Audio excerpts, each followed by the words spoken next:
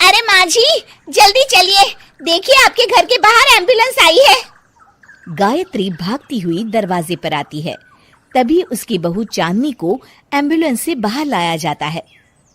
हे भगवान, ये मेरी बहू को क्या हो गया? एक्सीडेंट हो गया माँ जी। अरे लेकिन ये कैसा एक्सीडेंट है? चोट तो कहीं नजर नहीं आ रही। अरे माँ जी, दिमाग में अंदरूनी चोट लगी है और ये अपनी याददाश्त खो बैठी है। हैं? मेरी बहू याददाश्त खो बैठी है, अब क्या होगा? अब फिक्र मत करिए, बस इनका अच्छे तरीके से ख्याल रखिए। मैंने दवाइयाँ दे दी हैं, अब मैं चलता हूँ। अगले दिन। अब तेरी तबीयत कैसी है बहू? बहू? किसकी बहू? हम भैरवगढ़ के ठाकुर विक्रम सिंह की बेटी रूपवती हैं। हम एक राजकुमारी हैं और तुम हमारी दासी हो बुढ़िया। अरे बेटा विशाल, बहू कैसी बहकी बातें कर रही है। अरे कुछ मत पूछो माँ, रात को मुझसे अपने पैर दबा रही थी। सर पर चोट लगने की वजह से इसका दिमाग पूरी तरह खराब हो गया है और ये अपने आप को राजकुमारी समझ रही है। तभी वहां चांदनी आ जाती है। तुम दोनों यहाँ क्या खुसुर फुसुर कर रहे हो? कहीं तुम दोनों मिलकर हमारे खिलाफ कोई षड्यंत्र तो नहीं रच रहे हो? हम तुम्हारा सर तलवार से उड़वा देंगे, समझे? अरे नहीं नहीं राजकुमारी जी, हम तो आपके सेवक हैं। भला हमारी इतनी हिम्मत? कहिए, आपने यहाँ हॉल में आने का कष्ट कैसे किया? हमें बहुत भूख लगी है। ए दासी, जल्दी से हमारे लिए भोजन का प्रबंध करो। आज हम शाही कबाब खाएंगे।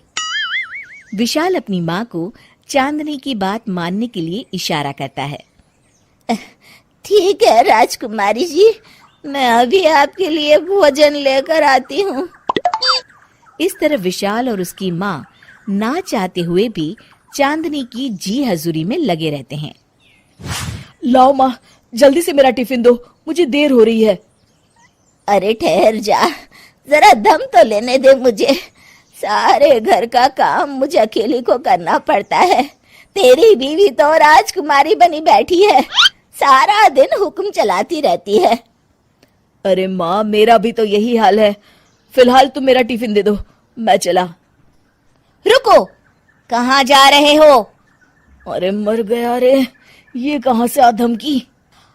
आज हमारा जुहू चौपाटी घूमने का मूड है और हमें अपने लिए नई साड़ियाँ भी खरीदनी है। चलो जल्दी से अपना वाहन निकालो और हमें ले चलो। अरे अब तो मैं गया काम से। अगर आज मैं वक्त पे ऑफिस नहीं पहुंचा तो मेरा बॉस मुझे नौकरी से निकाल देगा।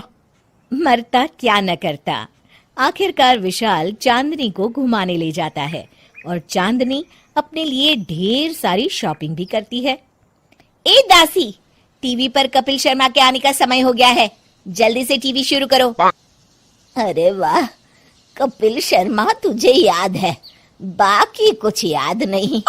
बहू तू तो बड़ी चालू लगती है, अपने फायदे की हर चीज तुझे याद रहती है। मैं तो तेरी इस अजीब बीमारी से परेशान हो गई हूँ। अगले दिन। अरे डॉक्टर साहब, आप इतने दिन से मेरी बहू का इलाज कर रहे हैं, लेकिन उसकी बीमारी तो सुधरने के बजाय और बढ़ती जा रही है। अरे माँ जी, ये दिमागी बीमारी है। बेचारी की याददाश्त चली गई है, वापस आने में थोड़ा वक्त तो लगेगा ही ना।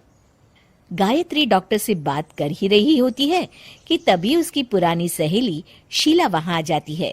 शीला को देख अचानक डॉक्टर घबरा जाते हैं। अच्छा माँ जी, मुझे एक मरीज को अर्जेंट देखने जाना है, मैं चलता हूँ। ये कौन था?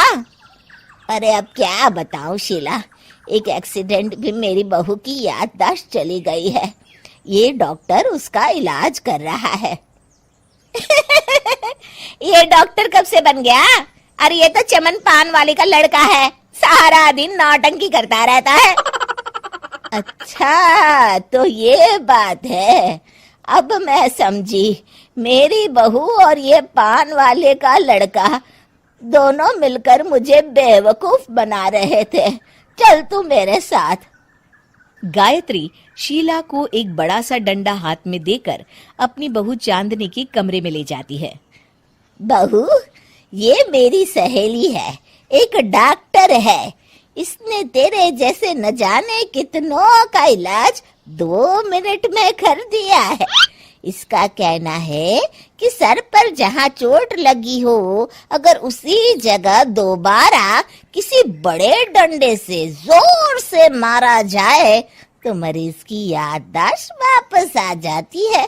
देख, हम डंडा भी लाए हैं।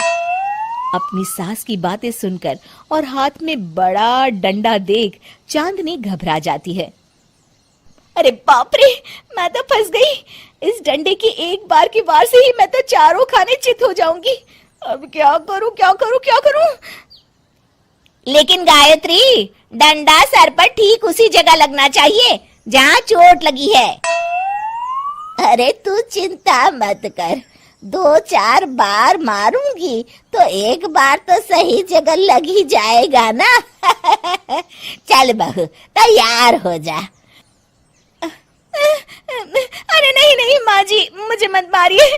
दरअसल घर के काम करने से बचने के लिए मैंने ये सब नाटक किया था। मुझे माफ कर दीजिए, मैं कान पकड़ती हूँ। दोबारा ऐसी गलती कभी नहीं करूंगी।